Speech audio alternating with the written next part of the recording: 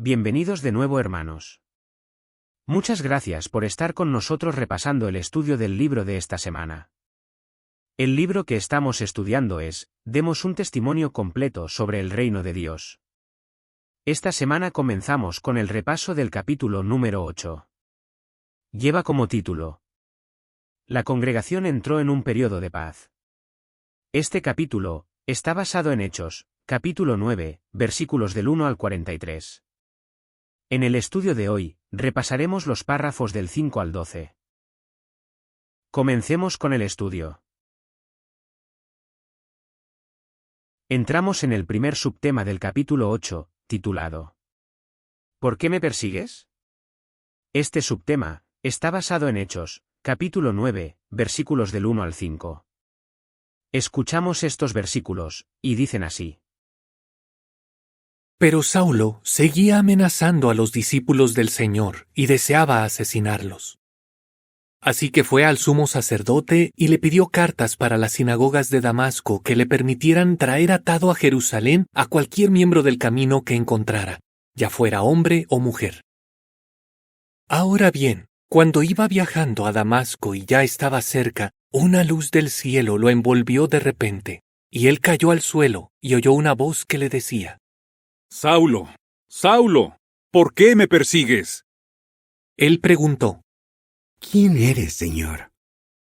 Y le respondió: Soy Jesús, a quien tú persigues. Muchas gracias. Una vez escuchados estos versículos, pasamos a la pregunta de los párrafos 5 y 6. Dice así. ¿Qué nos enseña la pregunta que Jesús le hizo a Saulo? Vamos con la respuesta.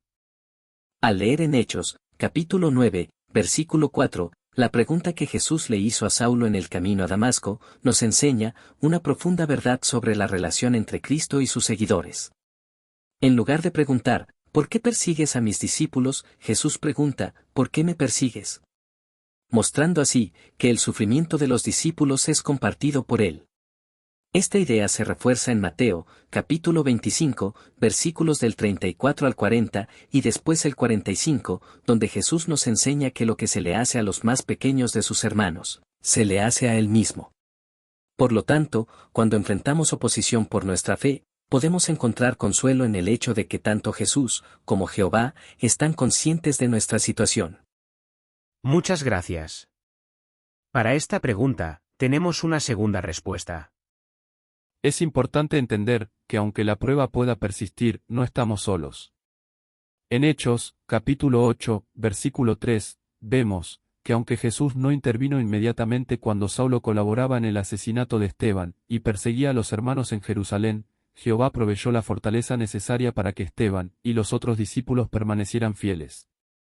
Esto nos muestra que incluso en medio del sufrimiento y la persecución, Jehová está obrando en nuestras vidas, fortaleciéndonos para mantenernos firmes en nuestra fe. Por lo tanto, podemos confiar en que aunque enfrentemos pruebas, Jehová nos sostendrá y nos dará las fuerzas que necesitamos para perseverar. Muchas gracias. Pasamos a la pregunta del párrafo 7, dice así. ¿Qué hay que hacer para aguantar fielmente la persecución? Vamos con la respuesta. Para aguantar fielmente la persecución, es crucial seguir algunas pautas fundamentales.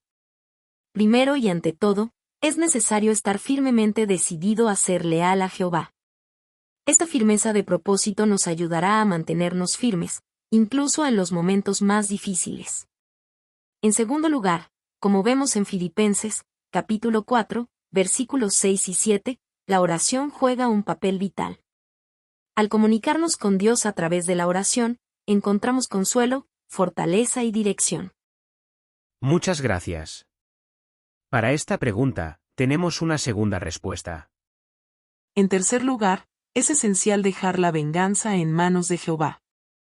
En Romanos, capítulo 12, versículos del 17 al 21 vemos que en lugar de buscar represalias contra aquellos que nos persiguen, debemos confiar en que Dios hará justicia en su tiempo y de acuerdo con su voluntad. Visto esto, confiemos en que Jehová nos dará las fuerzas necesarias para sobrellevar la prueba hasta que sea eliminada. Esta confianza en la provisión divina nos permite enfrentar las dificultades con valentía y esperanza. Muchas gracias. Entramos ahora en el segundo subtema titulado Saulo, hermano, el Señor me ha enviado. Este subtema está basado en Hechos capítulo 9, versículos del 6 al 17. Escuchamos estos versículos, y dicen así. Pero ahora levántate y entra en la ciudad, y allí te dirán lo que tienes que hacer. Los hombres que lo acompañaban se quedaron quietos y sin poder hablar, porque oían el sonido de una voz, pero no veían a nadie. Saulo se levantó del suelo y, aunque tenía los ojos abiertos, no veía nada. Así que lo llevaron de la mano a Damasco. Durante 3 días no vio nada, y no comió ni bebió. En Damasco había un discípulo llamado Ananías, y el Señor le dijo en una visión. Ananías. Él respondió. Aquí estoy, Señor. El Señor le dijo. Levántate, ve a la calle llamada Recta, y busca en la casa de Judas a un hombre de Tarso llamado Saulo. Resulta que está orando, y ha visto en una visión que un hombre llamado Ananías entra y pone las manos sobre él para que recupere la vista. Pero Ananías le contestó. Señor, he oído a muchos hablar de este hombre y de todo el daño que les hizo a tus santos en Jerusalén. Y aquí tiene autoridad de parte de los sacerdotes principales para arrestar a todos los que invocan tu nombre. Pero el Señor le dijo. Ve, porque este hombre es un instrumento escogido por mí para llevar mi nombre a las naciones, así como a reyes y a los hijos de Israel. Yo le mostraré claramente todo lo que tendrá que sufrir por mi nombre. De modo que Ananías fue, entró en la casa, puso las manos sobre él y le dijo. Saulo, hermano, el Señor Jesús, que se te apareció en el camino por el que venías, me ha enviado para que recuperes la vista y quedes lleno de Espíritu Santo. Muchas gracias. Una vez escuchados estos versículos, pasamos a la pregunta de los párrafos 8 y 9. ¿Cómo debió de sentirse Ananías al enterarse de su misión? Vamos con la respuesta. Ananías, al enterarse de su misión de ir a hablar con Saulo, debió haber experimentado una mezcla abrumadora de emociones. Por un lado, recibir una orden directa de Jesucristo resucitado en persona era un honor inmenso y una muestra de confianza extraordinaria. Ser elegido para llevar a cabo una tarea tan importante, con seguridad lo llenó de gratitud y reverencia hacia Jesús.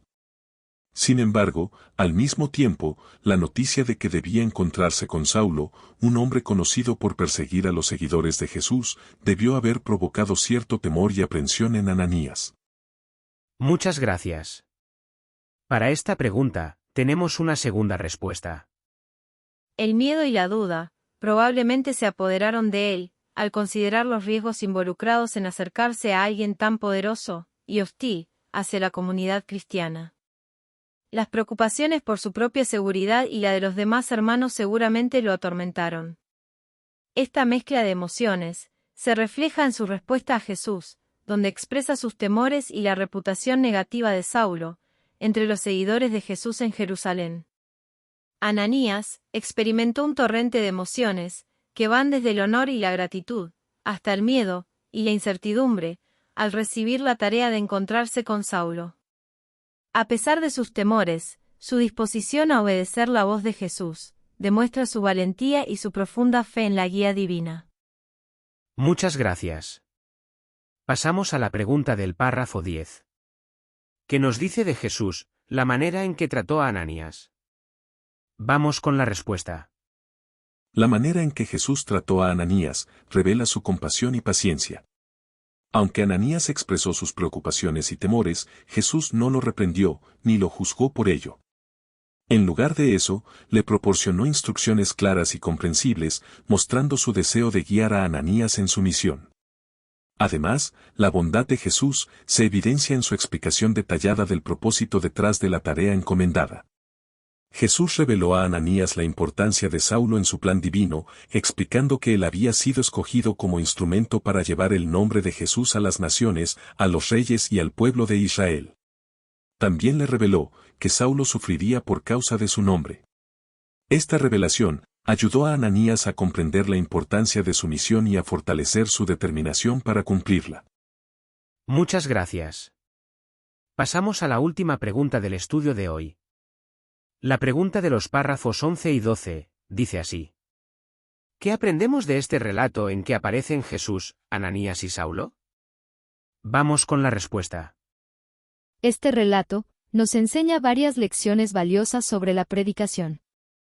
En primer lugar, y según vemos en Mateo, capítulo 24, versículo del 45 al 47, muestra que Jesús sigue cumpliendo su promesa de dirigir la predicación, aunque hoy en día no se comunique directamente con los seres humanos. En lugar de eso, coordina esta obra a través del esclavo fiel y prudente, designado para ese propósito. Esto resalta la importancia de estar atentos a la dirección proporcionada por el cuerpo gobernante, y de colaborar con ella en la obra de la predicación. Muchas gracias. Para esta pregunta, tenemos una segunda respuesta. El relato destaca la importancia de la obediencia y la disposición para servir. Ananías fue obediente y aceptó su misión, lo que resultó en bendiciones de parte de Jehová. Esto nos anima a estar dispuestos a cumplir con nuestro mandato de dar testimonio completo, incluso si nos enfrentamos a ansiedades o temores. Asimismo, nos recuerda que superar nuestros miedos y preocupaciones puede conducir a oportunidades de servir a otros y de ver el poder transformador del Espíritu Santo en acción. Muchas gracias. Para esta pregunta, tenemos una tercera respuesta. El relato nos exhorta a imitar el ejemplo de Ananías, al tratar a los demás con amor y compasión, reconociendo que incluso aquellos que nos pueden intimidar o preocupar, pueden llegar a ser nuestros hermanos. Esto nos desafía a vencer nuestros temores y a acercarnos a los demás con la misma actitud de amor y cuidado que mostró Ananías hacia Saulo. Muchas gracias. Queridos hermanos, hasta aquí el estudio del libro de hoy. Muchas gracias por haber visitado nuestro canal, y esperamos que les pueda servir de guía o ayuda. La semana próxima, estaremos aquí también con el siguiente estudio. Corresponderá a la semana del 15 al 21 de abril de 2024. Continuaremos con el repaso del capítulo 8. En este caso, estudiaremos los párrafos del 13 al 21. Esperamos que Jehová nos guíe, y la semana próxima podamos volver a compartir otro artículo. Muchas gracias.